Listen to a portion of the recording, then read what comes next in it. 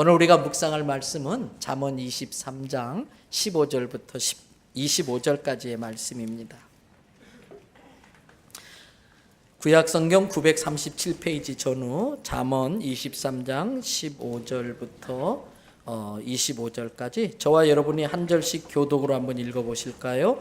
내 아들아, 만일 내 마음이 지혜로우면 나 곧 내 마음이 즐겁겠고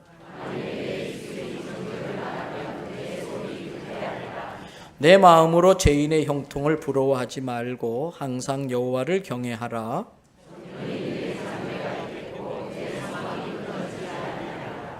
내 아들아, 너는 듣고 지혜를 얻어 내 마음을 바른 길로 인도할지니라.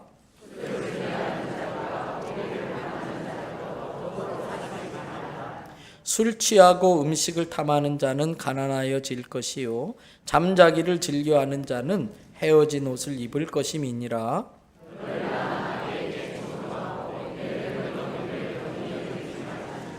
진리를 사되 팔지는 말며 지혜와 훈계와 명철도 그리할지니라.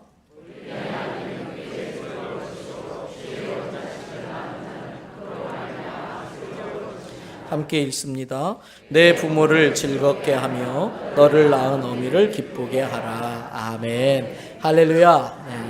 오늘 또 저와 여러분의 가정, 자녀 하는 모든 일들 위해 하나님의 도우시는 손길이 함께 하시기를 주님의 이름으로 축복합니다. 제가 종종 드리는 말씀 중에 살면서 잊어서는 안 되는데 잊어버리기 쉬운 게 세 가지가 있다, 이렇게 자주 말씀을 드렸어요. 그 중에 첫 번째가 뭐냐면은 나도 언젠간 죽는다. 나도 언젠간 죽는다는 걸 잊어서는 안 돼요. 내 인생의 마지막이 온다는 것을. 지금이 나의 마지막이라고 한다면 나는 어떻게 살까? 아마 지금처럼 살 것 같진 않아요. 나에게 주어진 시간이 얼마 안 남았다면 인생을 훨씬 더 진지하고 진실하게 살 겁니다. 잘 살려고 할 겁니다. 두 번째, 잊어서는 안 되는 것이 있습니다. 자기가 살아오면서 지은 죄를 잊어버리면 안 돼요. 사람은 누구나 실수하고 또 누구나 잘못을 저지르고 죄를 지으며 삽니다. 거기에는 그 누구도 예외가 없습니다. 나도 마찬가지입니다. 그러나 사람들은 일반적으로 마치 내로남불 같은 스타일로 생각을 하기 쉬워요. 자기가 그런 건 그럴 수밖에 없었고 또 그럴 수도 있지, 어쩔 수 없이 그랬는데 이해해 달라는 겁니다. 그러면서 자기는 별 잘못이 없는 줄, 의로운 줄로 스스로 자기를 생각해요. 그렇기 때문에 다른 사람의 실수가 용납이 안 됩니다. 다른 사람이 잘못하면 그걸 꼭 지적해야 되고 가르쳐야 됩니다. 정죄합니다. 그러나 나도 전에 실수한 게 참 많고 또 드러나지 않은 죄부터 시작해서 지은 죄가 많다는 것을 알고 앞으로 살아가면서도 인생이 어떻게 될지 모르는데 실수도 할 것이고 또 죄를 지을 경우도 있다는 걸 늘 잊지 않고 살면은 사람이 겸손해져요. 남에 대해서 관대하게 되는 겁니다. 그리고 세 번째, 잊어서는 안 될 것이 있습니다. 받은 은혜를 잊어버리면 안 됩니다. 근데 우리는 거꾸로입니다. 베푼 은혜는 절대 잊지 않습니다. 내가 너한테 어떻게 해줬는데 베푼 은혜는 안 잊어버립니다. 그런데 받은 은혜는 새카맣게 잊어버릴 때가 많습니다. 지금의 나의 나된 것은 하나님의 은혜인 줄 믿습니다. 지금 내가 이만큼 성숙하고 성장한 것은 살아오면서 많은 선생님들이 헌신적으로 도와주고 가르쳐 주셨기 때문입니다. 무엇보다도 오늘의 이 모습, 내가 이만큼 살아가는 것, 지금의 나된 것은 부모님의 은혜가 있기 때문인 줄로 믿습니다. 오늘이 어버이 주일이기 때문에 그래서 잊지 말아야 될 것 중에 하나, 은혜를 잊지 말아야 되는데 그 중에 부모님의 은혜에 대해서 좀 더 생각해 보려고 그래요.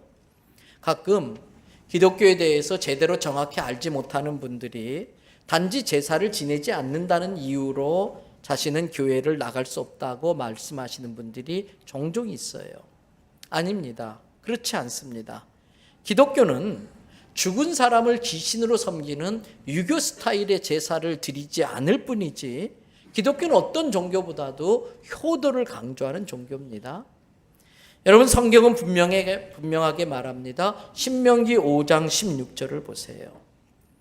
우리 다 같이 함께 읽습니다. 너는 내 하나님 여호와께서 명령한 대로 내 부모를 공경하라. 그리하면 내 하나님 여호와가 내게 준 땅에서 내 생명이 길고 복을 누리리라. 할렐루야. 말씀 그대로 띄워놔 주세요. 명령이라는 겁니다. 내가 하고 싶으면 하고 하기 싫으면 안 하는 게 아니라 반드시 해야 되는 하나님의 명령이에요. 그 하나님의 명령이 뭡니까? 내 부모를 공경해라. 받들고 존경해라 이거예요. 그렇게 하면 하나님께서 내게 준 땅에서 장수하고 건강하고 또 복을 누리며 살게 된다는 겁니다. 반면에 자식이 부모에게 잘못하면 어떻게 되는지 성경은 뭐라고 말하는지 보십시다. 신명기 21장 18절 이하에 나오는 말씀이에요. 어떤 사람에게 아주 완악하고 패역한 아들이 있습니다. 그의 아버지의 말이나 그 어머니의 말을 순종하지 않습니다. 혹여 부모가 책망하고 징계를 하면은 오히려 부모에게 대들고 순종하지 않은 아들이 있다. 그럴 땐 어떻게 해야 되나? 19절. 부모가 그 자식을 끌고 광장으로 나가라. 사람들이 모이는 성문으로 나가라. 그래서 그 성의 지도자인 장로들에게 있는 사실을 그대로 아뢰라. 어떻게? 20절. 그 성읍 장로들에게 말하기를 우리 집 이 자식이 완악하고 패역해서 우리의 말을 듣지 아니하고 맨날 허랑방탕하고 술에 찌들어 살고 술에 잠기는 삶을 살고 있습니다. 그렇게 말하면 어떻게 하는지 21절 다 같이 한번 읽어봅니다. 그 성읍의 모든 사람이 그를 돌로 쳐 죽일지니 이같이 내가 너희 중에서 악을 제하라. 그리하면 온 이스라엘이 듣고 두려워하리라. 부모의 말을 순종하지 않고 허랑방탕하고 술 취해 사는 것이 악이라는 거예요. 그것이 독이 돼서 퍼지기 전에 많은 사람들이 보는 앞에서 돌로 쳐 죽여서 너희 공동체 안에 악을 제거하라는 말씀입니다. 이처럼 성경은 불효를 엄히 다스려요. 어느 집에 늙은 노모가 계셨습니다.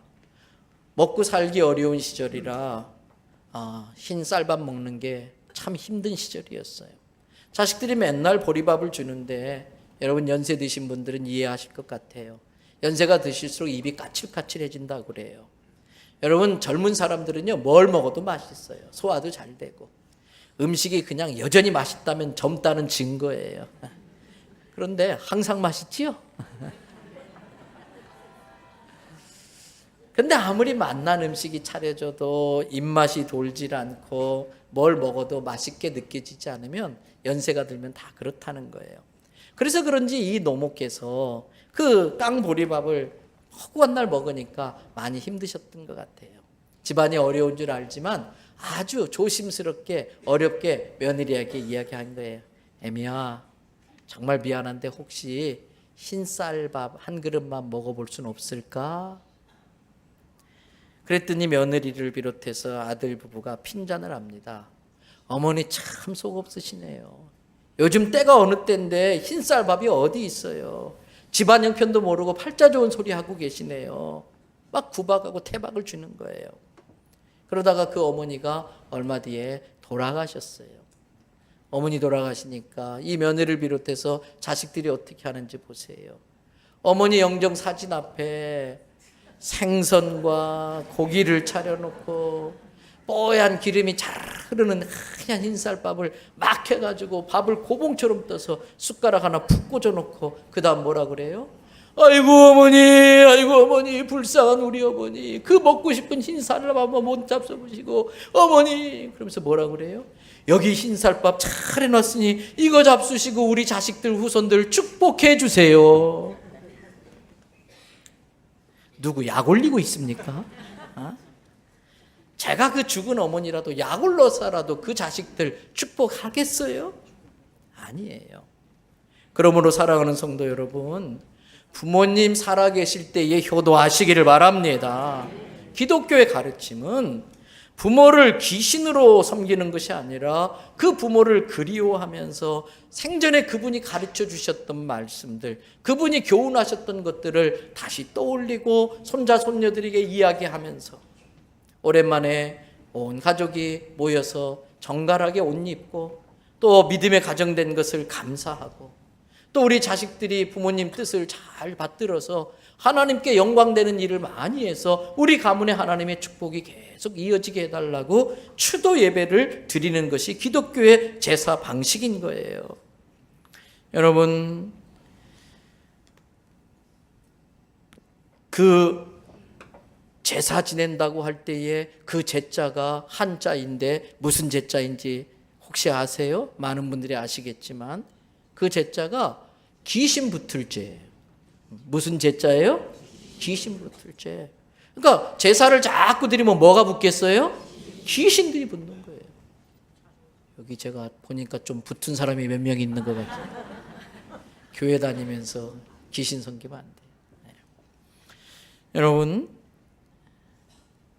기독교는 제사가 아니라 부모님을 존경하는 마음으로 그 뜻을 받들기 위해서 그분들을 그리워하는 추도 예배로 드리고, 오랜만에 형제들 만났으니까 맛있는 음식도 먹고 서로 축복하고 사랑하고 예배로 드려야 할 줄로 압니다.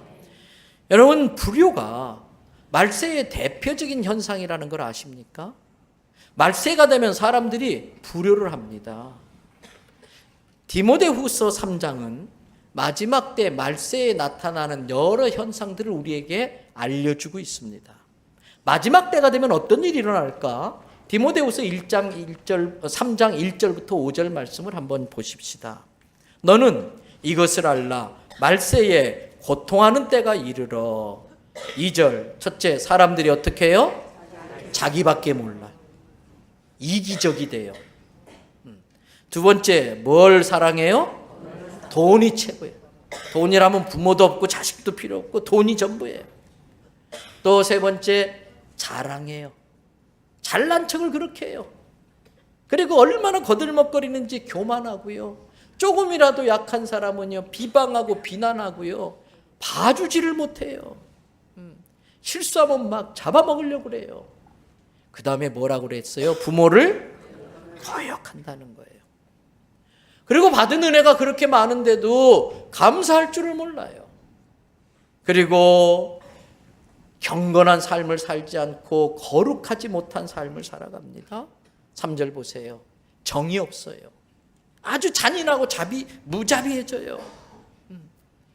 한번 원수 맺으면 풀 줄을 모르고 늘 그 원망을 하면서 원통하게 한을 품면서 언젠간 두고 보자 복수하려는 마음으로 살아요. 원통함을 풀지 아니하며. 그리고 죄 없는 사람 힘이 없다고 모함해서 그들의 물건을 사기쳐서 빼돌리고, 돈 좀 있다고 절제할 줄 모르고 흥청망청 막 쓰고, 또 말세가 되면 사람들이 점점 싸나워져요. 건들기만 해봐라 그냥 싸나워져요. 또 선한 것을 조롱하고 비웃고 선한 걸 좋아하지 않아요. 4절을 보세요. 조그만한 이익에 친구도 없고 의리도 없고 배신하고 막 급해. 빨리 급해요. 조급하며. 그러면서 내가 최고야. 나를 좀 떠받들어라. 자만합니다. 그리고 자극적인 거. 음식도 그냥 막 매워야 돼. 막 음악도 막 비트가 막 기를 찢듯이 막 자극적인 거. 쾌락을 하나님 사랑하는 것보다 더 사랑하고.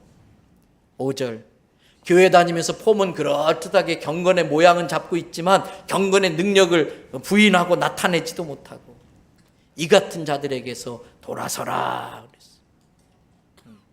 여러분, 말세의 대표적인 현상이 부모를 거역하는 거예요. 왜 그런가? 하나님은 우리를 행복하게 하려고, 우리를 축복하려고 가정이란 제도를 친히 만들어 주셨어요. 그런데 부모를 거역하는 것은 그 가정을 깨는 대표적인 하나의 방법인 것입니다. 이것을 아는 사단은 어떻게 해서든지 우리에게 부모를 거역하도록 우리의 마음을 강팍하게 만들고 완악하고 패역하게 만들어서, 아까 신명기 21장에 나온 것처럼 부모에게 불효하게 해서 가정을 깨트리고 불행하게 만들려고 하는 게 사단의 전략입니다. 그러므로 마지막 때일수록 부모에게 효도하는 게 사단을 대적하는 또 하나의 방법이라는 것을 깨달으시기를 바랍니다. 저는 한자를 잘 알지는 못합니다. 그럼에도 불구하고 아버지와 어머니를 표현하는 그 한자를 볼 때마다 참 글자가 기특하다, 참 글자가 참 감동이 된다, 그런 생각이 들어요. 여러분, 아버지와 어머니를 한자로 뭐라고 그래요? 부모라고 그래요. 아비부 어미모. 지난주에도 잠시 말씀드렸습니다만 한자로 아비부자를 한번 띄워놔 주시겠습니까? 이 모양은 도끼를 들고 있는 아버지의 두 손을 엇갈리게 한 모양에서 따온 글자가 아비부예요. 자식을 위해, 가정을 위해서 땀 흘리면서 도끼질하고 열심히 일해야 되는 게 아버지라는 걸 알려주는 글자입니다. 어미모자를 띄워놔 주시기 바랍니다. 어미모자는 어머니의 품 네모에 찍 누워있는 아이가 누워있어요. 그러면서 그 안에 점이 두 개가 있어요. 어머니의 가슴을 말하는 거예요. 어린아이를 가슴에 품고 아이를 먹이는 그 어머니의 모습이 어미모인 것입니다. 그런데 우리가 아버지와 어머니를 한자로 좀 높여서 호칭할 때는 뭐라고 물어봅니까? 지금 누구누구께서는 잘 계시나 할 때 뭐라고 그래요? 아버지를 보고 부친, 어머니 보고 뭐라고 그래요? 모친께서는 잘 계시나? 이렇게 물어보세요. 여러분, 이 부친 모친 할 때 이 친자가 잘 아시는 것처럼 친목회 할 때 그 친자 친할 친자입니다. 근데 거기에는 가까이 한다, 사랑한다, 그런 의미도 담겨져 있어요. 근데 이 친할 친자가 때에 따라서는 어버이 친자로도 쓰이는 겁니다. 그래서 부친, 모친 할 때 그 친자는 친할 친이 아니라 어버이 친이라고 그래요. 그런데 여러분, 옛날에는 닷새만 장이 있으니까 오랜만에 이제 장을 가게 되지 않습니까? 장날이 되면 아들이 산에 가서 나무를 했던 것들을 다 모아서 지게에다가 잔뜩 쥐고 가서 그걸 팔아요. 저녁이 됩니다. 그러면 어머니는 자식이 돌아올 때가 된 걸 알고서 배고프지 않게 하려고 시장을 끄지 않도록 아주 된장찌개를 끓이고 가마솥에 밥을 보슬보슬하게 해놓고 기다려요. 근데 아직 자식 올 때가 안 된 걸 알면서도 마음이 조급해요. 자식 빨리 보고 싶은 거예요. 그래서 한 발 한 발 하다 보니까 어느새 마을 밖에 동구 밖까지 온 거예요. 해가 뉘엿뉘엿지고 남의 집 아들이 하나씩 둘씩 들어오는데 자식이 안 보여요. 근데 마침 동구밭에 자기 곁에 나무가 하나 서 있는 거예요. 그래서 그 나무 위에 올라가 가지고 좀 멀리 보고 싶어서, 좀 자세히 들여다보고 싶어서, 가까이 보고 싶어서 나무 위에 올라갔어요. 그것을 형상화 만든 글자가 어버이 친자예요. 한번 띄워주시겠습니까? 세 개의 글자가 모였어요. 나무 목자 위에 설립자, 그 옆에 볼견자. 나무 위에 올라가서 보고 있는 그 부모의 모습이 이 어버이 친자예요. 자, 효도라고 할 때 효자가 있습니다. 시장에 나무 팔러 간 아들은 나무를 다 팔고 돈이 생겼어요. 그걸로 반찬도 사고 생필품도 좀 사고 부모님 좋아하시는 것도 좀 사고 그러다 보니까 늦어진 거예요. 아이고, 어머니 아버지 걱정하시겠다 막 정정걸음 오는데 저기 보니까 부모님이 나와 계신 거예요. 그것도 자기를 그냥 보고 싶어서 나무 위까지 올라간 거예요. 얼마나 송구하고 죄송한지 자식이 막 오더니 아유, 아버지 어머니 날씨도 쌀쌀한데 뭘 여기까지 나오셨어요. 몸도 불편한데 집에 계시죠. 제가 어련히 알아서 갈 텐데요. 그러면서 그 나무찜 지고 갔던 지게를 부모님 앞에 갖다 대고 어머니 여기에 올라타세요. 그리고 그 지게를 지고 가는 거예요. 효도효자 띄워주시겠어요? 두 개의 글자가 만났어요. 아래에 있는 글자가 뭔가? 아래에 있는 글자가 뭐예요? 아들 자자. 위에 있는 건 늙을 노자. 자식이 늙으신 부모를 업고 가는 게 효도예요. 근데 도가 뭐예요? 무슨 도자겠어요? 길도자. 사람이 마땅히 가야 될 길. 짐승이 아닌 이상은 만물의 영장이라고 하는 하나님의 영혼을 지닌 사람이 도리에 맞게 마땅히 가야 될 길. 그래서 효도라고 그래요. 그 길은 어떻게 가야 되느냐? 부모를 업고 가야 해요. 부모를 내팽개치고 어떻게 되든 말든 나나 살겠다고 가는 건 길이 아니에요. 부모를 업고 가야 그게 사람다운 삶, 그게 제 길을 가는 거다. 그런 의미가 담겨져 있습니다. 사랑하는 대연성결교회 성도 여러분, 우리의 가정에 이와 같이 어버이 친자 효도 효자가 있어서 행복하고 화목한 가정 되기를 주님의 이름으로 축복합니다. 그럼 어떻게 부모에게 효도할 수 있을까? 오늘 성경 본문에 그 답이 나와 있습니다. 오늘 본문은 잘 아는 것처럼 지혜의 왕, 그러면 누구예요? 솔로몬이 자기 자식, 자기 후손들이 어떻게 하면 하나님께 축복받으며 살 수 있을까? 이걸 알려주려고 자기가 평생 살아오면서 깨달아진 여러 가지 인생의 원리들, 진리들을 모아놓은 게 잠언이에요. 그 중에서도 오늘 잠언 23장을 통해서 어떻게 우리들이 하나님께 축복받으며 살 수 있는가를 살펴보려고 합니다. 먼저 18절을 보세요. 다 같이 18절이 있습니다. 정령이 내 장래가 있겠고 내 소망이 끊어지지 아니하리라. 모든 부모의 간절한 소망은 자식들이 잘 되는 겁니다. 모든 부모의 간절한 소망은 내 자식의 장래가 보장이 되는 거예요. 미래가 좀 소망이 있고 잘 되는 게 부모의 소원이에요. 그래서 솔로몬도 자기 자식이 그렇게 되기를 바라는 마음으로 너의 장래가 있고 너의 미래에 소망이 있길 바란다. 그러려면 어떻게 살아야 되는지를 알려주는 겁니다. 그 중에 하나가 15절입니다. 자, 15절 말씀 읽습니다. 15절 말씀 스크린 띄우시고요. 내 아들아, 만일 내 마음이 지혜로우면 나 곧 내 마음이 즐겁겠고. 자식이 지혜로운 것이 마음이 참 즐겁다는 거예요. 근데 이건 어떤 의미냐? 여기서 이 지혜는 세상이 말하는 지혜와 성경이 말하는 지혜가 달라요. 성경이 말하는 지혜는 우리가 잘 알고 있습니다. 잠언 1장 7절에 나오는 말씀. 무엇이 모든 지식의 근본이다? 여호와를 경외하는 것. 아들아, 네가 여호와를 경외함으로써 정말 지혜가 있어서 지혜롭게 살아서 너의 미래가 보장이 되어지고 너의 장래에 소망이 있으면 이 어미 아비가 너무나 즐겁겠다. 지금 그 이야기하는 것입니다.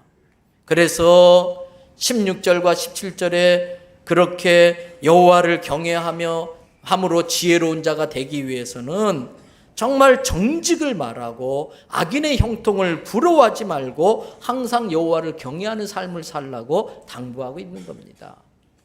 두 번째, 하나님께 축복받으며 살려면 어떻게 해야 되는가? 20절, 21절을 보세요.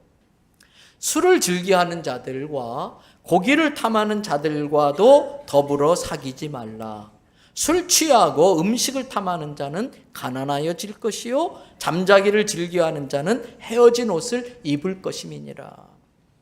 여러분, 믿음 생활에 방해가 되는 사람들과 어울리지 말라는 거예요. 하나님을 경외할 줄 알아서 정직하고 의의 길을 걷고 또 바지런하고, 여기서 술 취하고 고기를 탐한다, 이건 허랑방탕한 생활을 그렇게 은유적으로 표현하는 겁니다. 그래서 그런 자들과 어울리지 말고 하나님을 경외할 줄 알고 부지런하고 그런 자들과 어울리면서 그들에게서 듣고 배우고 지혜를 얻으면 너도 여호와를 경외하는 자가 돼서 하나님께 축복받는 삶을 사는 것이고, 그러한 자식을 보는 게 부모의 기쁨이다라는 거예요. 세 번째, 여호와께 축복받는 방법이 뭘까? 22절 말씀을 우리 같이 또 한번 읽어보실까요? 너를 낳은 아비에게 청종하고 내 늙은 어미를 경히 여기지 말지니라. 너를 낳은 아비, 아버지의 말을 청종, 들을 청자, 따를 정자 잘 듣고 따라가 살라는 거예요. 너를 낳은 어미를 경히 여기지 말라, 우습게 여기지 말아라, 아주 존귀하게 존중하면서 귀하게 여겨라 그래요. 여러분, 부모에게 순종하는 게 왜 중요한가? 창세기 22장을 보면 아브라함이 하나님께 여호와 이레의 복, 살아가면서 모든 필요한 것들을 미리미리 예비해 주시는 여호와 이레의 복을 받는 내용이 나와요. 그런데 그 복을 받게 된 결정적인 사건이 하나 있었지요. 아버지 아브라함이 아들 누구요? 이삭을 제물로 바쳐요. 아브라함이 이삭을 칼로 내려 찍으려는 걸 보고 하나님이 놀래가지고 아브라함아, 아브라함아, 네가 나를 얼마나 경외하는지 이제 알겠다. 그리고 그에게 여호와 이레의 복을 약속하셨어요. 그런데 여러분, 그게 그냥 되는 일이 아닙니다. 지금 모리아 산에는 아브라함과 이삭밖에 없습니다. 아브라함은 나이가 많은 할아버지입니다. 이제는 몸 가누기도 쉽지 않습니다. 연로하셔서. 이제 이삭은 막 혈기방장한 100세에 낳은 아들이니까 이제 나이 얼마 되지 않아서 막 청춘입니다. 이팔 청춘 막 피가 끓습니다. 그런데 아버지가 아무리 하나님을 경외한다고 자기를 제물로 바쳐서 칼로 가죽을 벗기고 자기를 죽이려고 하는 아들이 하는데 그냥 있을 아들이 어디 있어요? 아버지 왜 이러세요? 뿌리치고 도망가면 안 돼요. 아브라함이 하나님께 순종할 수 있었던 것은 아들 이삭이 아버지 아브라함에게 순종했기 때문에 가능했던 것입니다. 그래서 아버지가 여호와 이레의 복을 받게 되면 그 아브라함이 받은 여호와 이레의 복은 결국 누가 받게 되겠어요? 누가 물려받아요? 이삭이 다 물려받는 거예요. 여기에 축복의 원리가 있어요. 내가 하나님께 순종할 때에 내 부모도 하나님께 순종할 수 있고 하나님께 순종한 부모가 받은 축복이 내 대까지 이어져 가는 줄로 믿습니다. 여러분, 그래서 빌립보서 2장 8절을 보면 예수님조차도 하나님의 아들의 입장에서 아버지신 하나님께 어떻게 하기까지 순종했다? 죽기까지 순종한 겁니다. 부모가 자식에게 순종하는 게 죽기까지 순종하는 거예요. 여러분, 부모의 말을 중하게 여겨야 되는데 요즘 아이들이 잘 쓰는 표현 중에 여러분 씹는다라는 표현이 있어요. 요즘 애들이 쓰는 표현인데 자기 말에 못 들은 척 한다든지 대꾸를 하지 않으면 내 말을 씹어? 되게 기분 나빠해요. 카톡에 문자를 보냈어요. 안 본다든지 문자에 답을 안 하면 내 문자를 씹어? 막 화를 내요. 그런데 여러분, 우리들도요, 알게 모르게 자신도 모르는 사이에 연로하신 부모님들의 말씀을 얼마나 많이 씹는지 모릅니다. 아유, 어머님 좀 모르면 좀 가만히 계세요. 아유, 아버지 자꾸 나서지 말고요. 그러다 다치면 어떡하시려고 그래요. 아버지 다칠까 봐 걱정하는 게 아니에요. 아버지 다치면 지가 귀찮으니까. 아이, 좀 가만히 계세요. 얼마나 무시하고 부모의 말을 귓등으로 흘려보내고 씹는지 모릅니다. 면박주기 일수입니다. 여러분, 제가 어느 날부터요, 교회 문서에 가급적이면 글씨체를 크게 씁니다. 전에는 이 컴퓨터로 10포인트도 잘 보였는데요, 10포인트가 가물가물해지더라고요. 그때 제가 회개했어요. 아이고, 우리 저보다 연배 많으신 장로님들, 권사님들 얼마나 그거 보시느라고 애쓰셨을까. 입장 바꿔 생각해봐. 김건모가 괜히 그 노래 한 게 아니더라고요. 그 나이가 되니까 그 입장을 알대. 아직 우리가 그 세계를 모를 수도 있습니다만은 연세가 드시면 방금 들은 것도 잊어버리는 거예요. 그러니까 또 물어보고 또 물어보는데 자식은 그게 귀찮아요. 그 자식 어릴 때는 부모한테 뭐래요? 엄마 이건 뭐야? 이건 뭐야? 이건 뭐야? 이건 뭐야? 왜? 왜? 한 번도 짜증 안 내고 막 기특하다고 또 한 이야기 또 해주고 또 해주고 그랬는데 우리는 어르신들이 두 번만 물으면 아유 아까 말씀드렸잖아요. 여러분 막 귀찮아해요.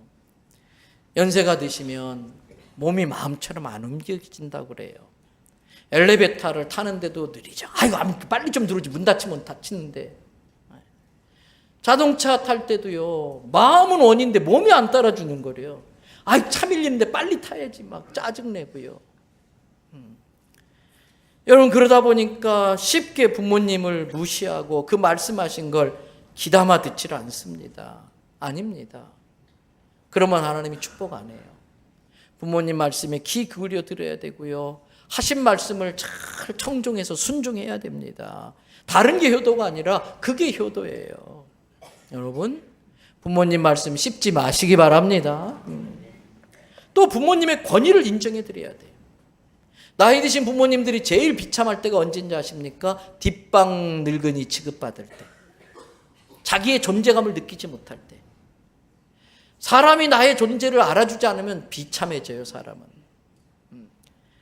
여러분, 창세기 48장에 요셉이 아버지 야곱이 나이가 연세가 많으셔서 임종하게 됐다는 소식을 듣자마자 불이 나게 애들을 찾아가지고 막 데리고 아버지한테 갑니다. 그리고 그 할아버지한테 너를 여기 무릎 꿇고 앉아. 아버지 우리 애들 축복기도 좀 해주세요. 아버지 야곱으로 하여금 할아버지가 그 손자 손녀에게 축복기도 하게 해요. 그게 아버지의 권위를 존중하는 겁니다. 그것을 본 그 손자 손녀들이 할아버지를 우습게 여기잖아요. 할아버지를 존중할 줄 알고 할아버지의 말씀이 자기가 이해 안 되더라도 할아버지 말씀이니까 순종하려고 하는 태도를 보이는 겁니다. 그런데 여러분, 자식들이 엄마를 우습게 여기는 건 남편이 아내를 우습게 여겨서 그래요. 자식들이 아버지의 말을 그냥 겉상으로 듣는 거는 아내가 남편을 우습게 생각하니까 자식들도 아버지를 우습게 생각하는 거예요.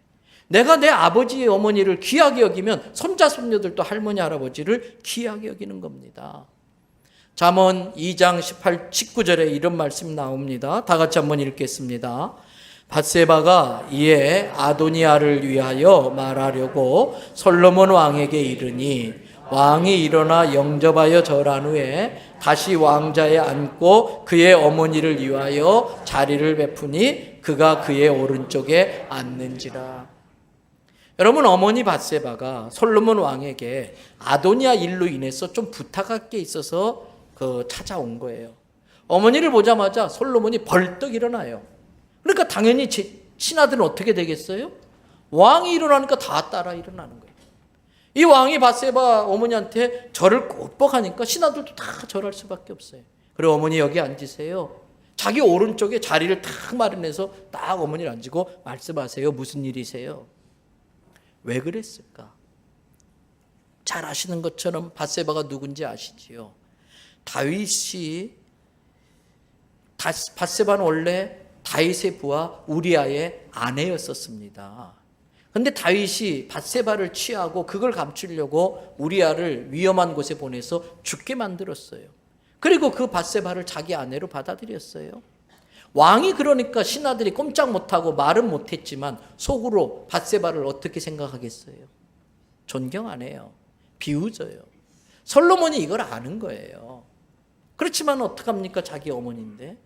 그래서 일부러 부하들 보는 앞에서 벌떡 일어나고 절을 하고 깍듯이 모시는 거예요. 왜? 부하들이 내 어머니 무시하지 말라고. 여러분, 내가 내 부모를 존경하고 공경하고 받들 때에 다른 사람들도 내 자식들도 내 부모를 존경하는 줄로 믿습니다.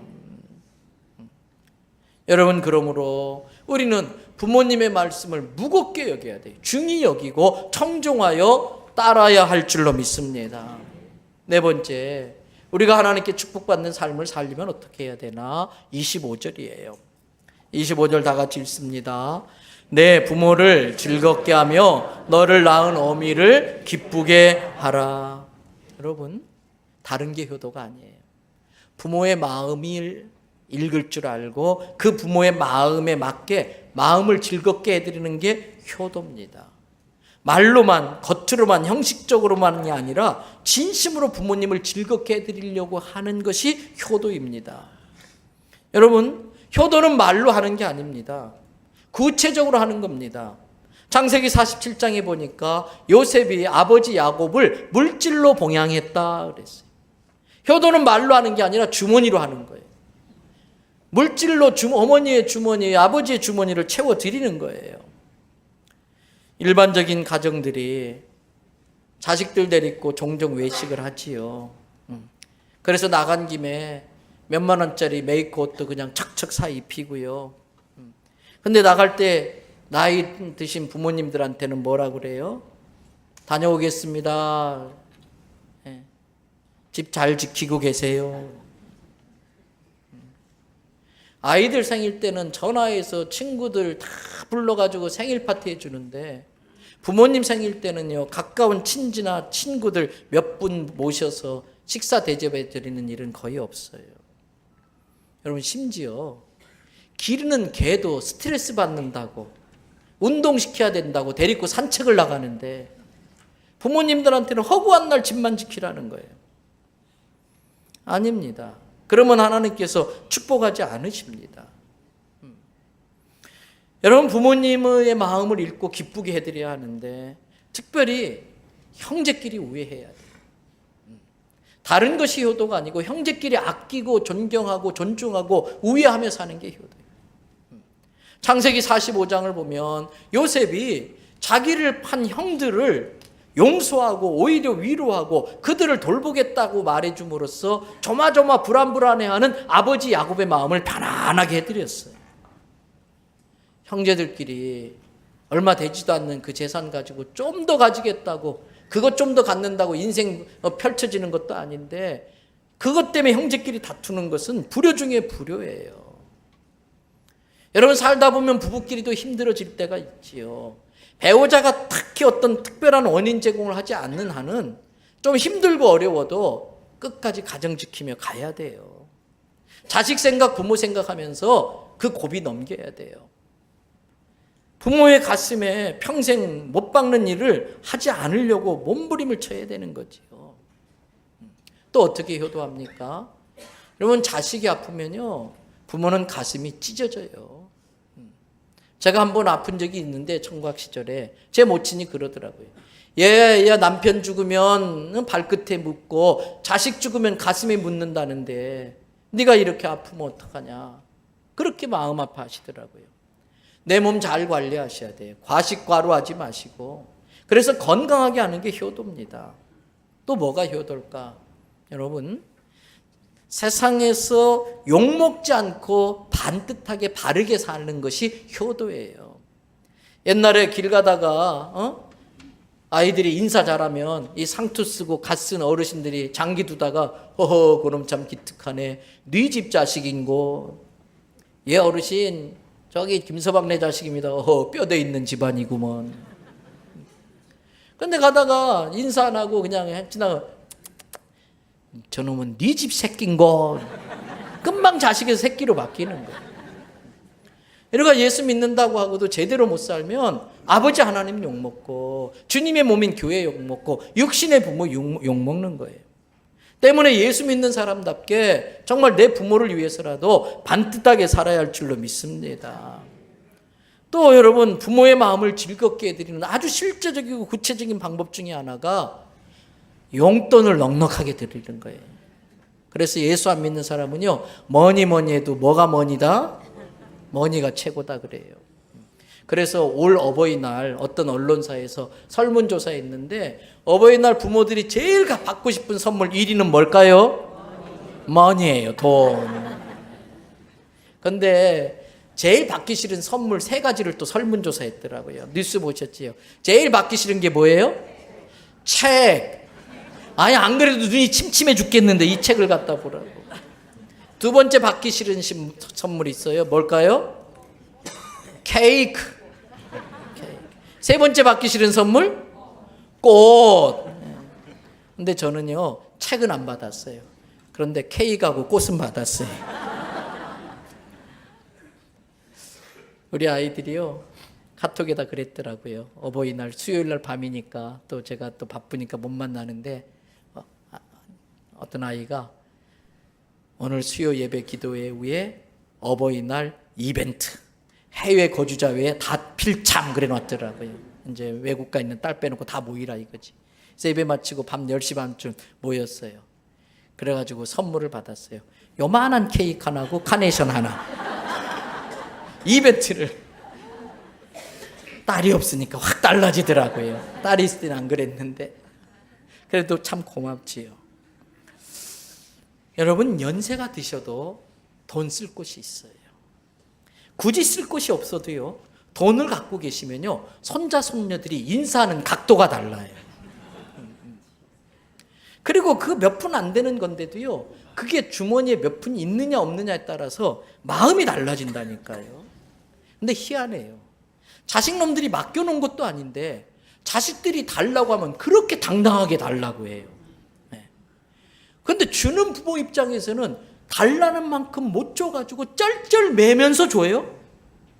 근데 이제 입장 바꿔서 자식한테 좀 용돈 한번 타려면요, 내가 다 물려준 건데 그거 타는데도 쩔쩔매면서 달라고 그래야 돼.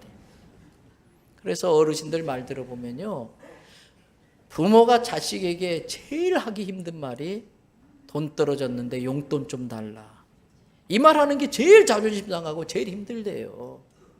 여러분, 달라고 하시기 전에 미리미리 챙겨 드리시는 지혜가 있기를 바랍니다.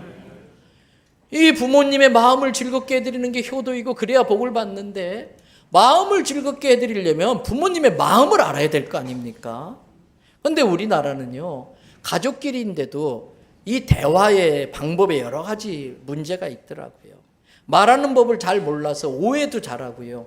우리나라 사람들의 특징은요, 직접 말하지 않고 둘려쳐서 말하는 경향들이 있어요. 애둘러 말을 해요. 한 번은요, 꽤 오래전이긴 합니다만, 요즘같이 점점 더워지는 때인데 어느 날 여름에 제 어머니께서 저보고 그러더라고요. 집에 있는데, 애비야, 오늘 점심 냉면 어떠냐? 냉면 먹을래? 그러시더라고요. 근데 제가 글쎄요, 전 냉면 별로 생각 없는데, 그러고 지나갔어요. 나중에 알고 보니까 그게 바로 야, 나 냉면 먹고 싶다 그 뜻이었더라고요. 근데 이 멍청한 녀석이 그걸 못 깨달은 거예요. 그걸 바로 깨달아, 아이고 냉면 좋지, 그래 먹어야 되는데. 우리 어머니 세대는 특별히 자기 뜻을 감추며 산 시대잖아요. 자기 뜻을 이야기하고 자기 주장을 하면은 잘 못 배웠다고, 양반 가정에서 못 자랐다, 그런 이야기 듣던 시대잖아요. 그러니까 그러한 부모님들의 성향을 알고 척하면 삼천리 돼야 돼요. 아, 냉면 드시고 싶다는 뜻이구나. 여러분, 가족끼리 외출할 때 그래요. 저희 어머니도 그래요. 어머니, 우리 애들하고 가서 영화도 보고 좀 저녁도 먹고 올 건데 같이 나가시죠. 그럼 항상 하는 말이 있어요. 아이고, 난 그 영화 봐도 뭔지도 모르겠더라. 봐도 재미도 없고 니네끼리 보고 와라. 아이고, 나는 그 밖에 가서 사 먹는 거 맨날 조미료 냄새 나고 난 입맛도 없고 집에서 내가 찬밥에 물만 할 테니까 걱정 말고 다녀와라. 거기서 끝나면 좋은데, 그래서 이제 나갈 때쯤 되면 들릴 듯 말 듯 뒤끝을 흐리면서 하는 말이 있어요. 신발도 변변치 않고, 아이고 마땅히 입을 게 있어야지. 들릴 듯 말 듯. 척 알아들어야 돼요.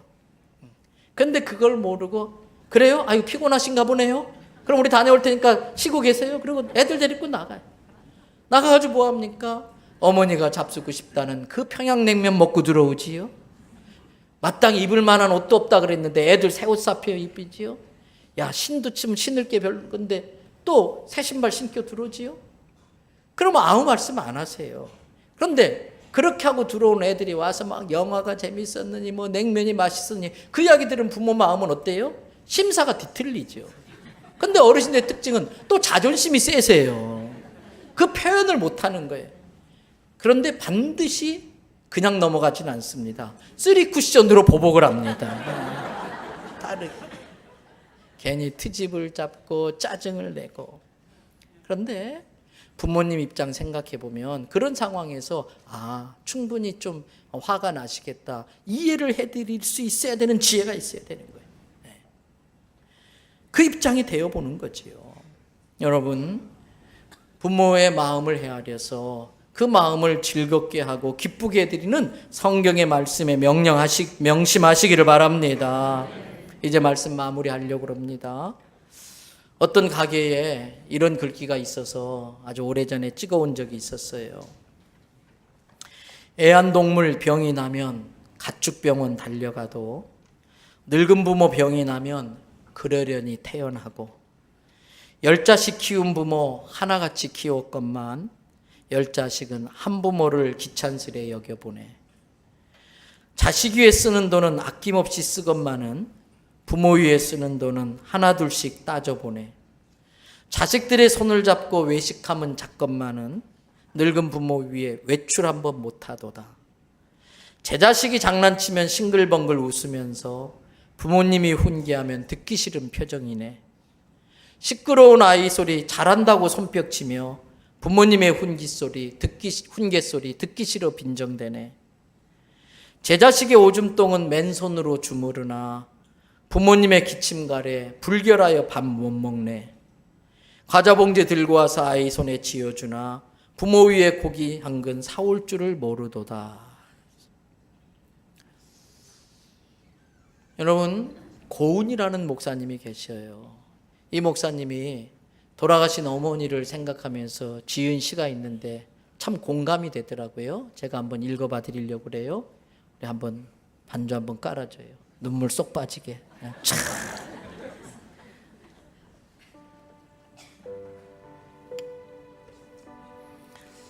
어머니, 키 작은 이유를 이제야 알겠습니다. 머리로 모든 짐 이고 다니셨기에. 몸 나인 이유를 이제야 알겠습니다. 먹을 만한 것은 자식에게 다 주고 입맛 없다 하시며 허리띠를 졸라 매셨기에. 병드신 이유를 이제야 알겠습니다. 우리 아플 때 주님, 이 아픔 내게 주시고 내 건강 아이에게 주십시오 기도하셨기에. 정신없으신 이유를 이제야 알겠습니다. 식구들 목 다 챙기시느라 자신의 몫을 잃고 살으셨기에. 서둘러 이 세상 떠나 하늘로 돌아가신 이유를 알겠습니다. 평생 짐지고 사셨기에 행여 우리에게 짐이 되실까봐. 어머니, 이 사랑의 빚을 깨닫지도 못하게 사랑만 주고 가셨습니다. 사랑하는 대연성교회 성도 여러분, 지금의 나에 나된 것은 하나님의 은혜이고요, 헌신적으로 나를 가르쳐 주셨던 선생님들의 은혜이고, 자기의 모든 걸 바쳐서 나를 키워주신 부모의 은혜인 걸 깨달으시길 바랍니다. 그래서 어버이 주일인 오늘뿐만 아니라 평생을 날마다 어버이 주일인 것처럼, 그래서 부모에게 효도하는 게 내가 복받는 비결이라는 것도 깨달아서 효도할 수 있는 저와 여러분 되시기를 주님의 이름으로 부탁합니다.